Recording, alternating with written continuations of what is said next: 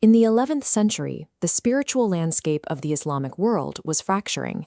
The ascetic practices of early mystics were degrading into empty public spectacle. A severe threat emerged from within the tradition itself. Practitioners who claimed to possess ecstatic inward enlightenment and used those claims to justify abandoning their outward moral and legal obligations. Observing this antinomian behavior, strict theologians and legalists, the ulama, responded with hostility. They increasingly viewed all inward mystical experiences as heretical deviations from Islamic law. al-Hujwiri stepped directly into this intellectual crossfire. He recognized that the tradition required a systematic defense to survive the excesses of its followers and the condemnations of its critics.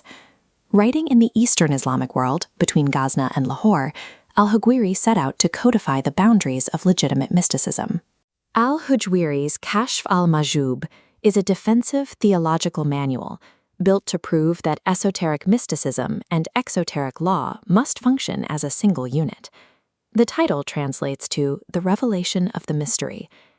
To map the unseen, al-Hujwiri first had to define the limits of human knowledge. He begins with a core epistemological problem. The human intellect relies on logic and sensory input. Both of these tools are bound entirely by the physical, temporal world. This creates an absolute separation. On one side is the phenomenal, the realm of humanity and creation. On the other side is the eternal, the realm of God. Between them lies an impenetrable barrier known as the veils. Because of this barrier, rational deduction fails. When the intellect attempts to cross the gap using logical proofs, it strikes the limit of the physical world and collapses. Relying solely on human reason leads to a dual trap. We either engage in tashbih, projecting human qualities onto God, or we fall into ta'til, stripping the divine of all meaning until nothing remains. Because human effort cannot break this barrier from the bottom up, true knowledge of God requires a different mechanism entirely. It requires a top-down uncovering, a kashf.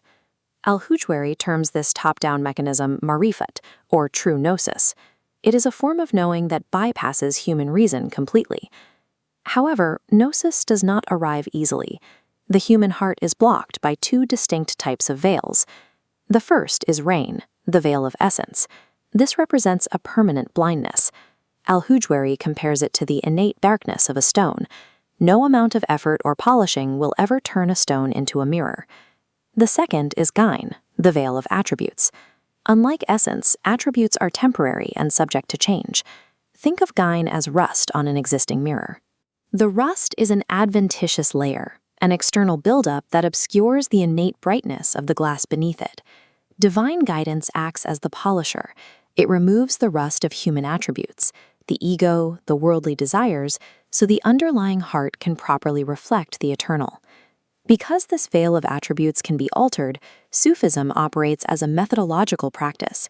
It is the rigorous, daily work of polishing the mirror to prepare for a divine reflection.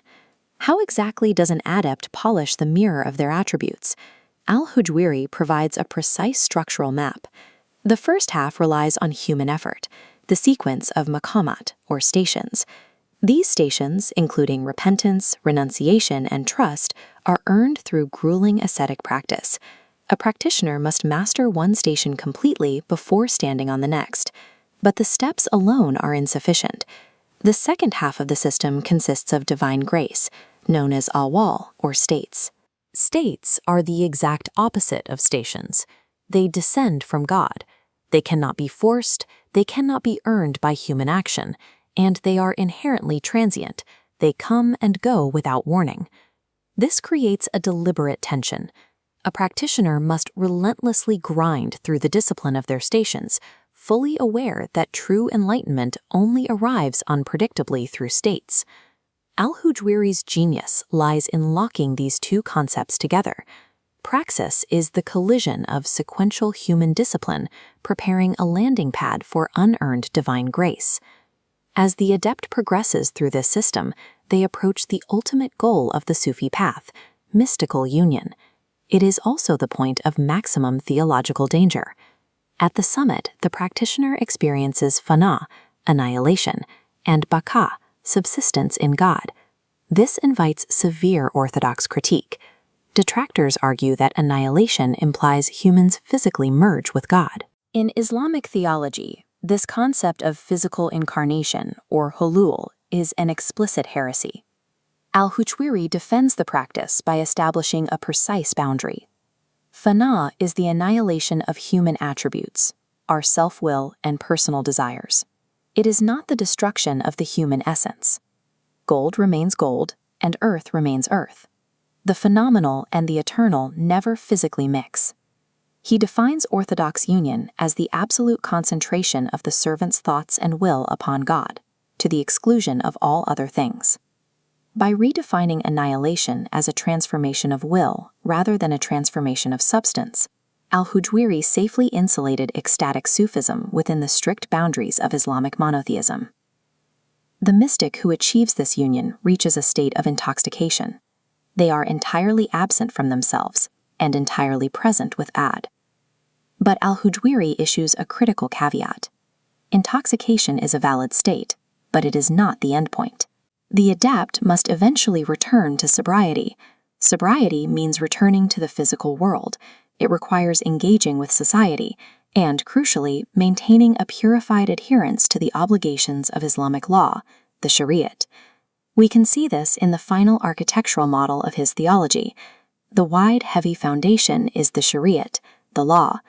Rising from it is the tariqat, the mystical path. At the very top sits the glowing pinnacle of hakikat, the truth. Al-Hujwiri's warning is absolute. To claim the pinnacle of truth while abandoning the foundation of the law is heresy. Conversely, to practice the law without seeking the truth is hypocrisy. True Sufism, according to the Kashf, is a continuous, tension-filled balance. It is the act of obeying the outward law perfectly, driven by an inward realization of divine unity. The Kashf al-Mahjub established a durable theological framework that helped carry Sufism through the regional intellectual crises of the 11th century. By successfully building this theological scaffolding, al-Hujwiri allowed Persian mysticism to survive and flourish squarely within Sunni orthodoxy. This rigorous framework paved the way for later mystic poets, providing the theological bedrock for figures like Attar and Rumi. Al-Hujwiri continues to occupy a dual role in Islamic history. He is both a canonical author and a venerated saint known as Data Ganj Bakhsh. His system remains an active tradition, with his shrine serving as a focal point for thousands of living practitioners walking the path he outlined. Al-Hujwiri preserved the core of the mystical tradition. By defining its limits, he created the theological structure that protected these mysteries for the next 1,000 years.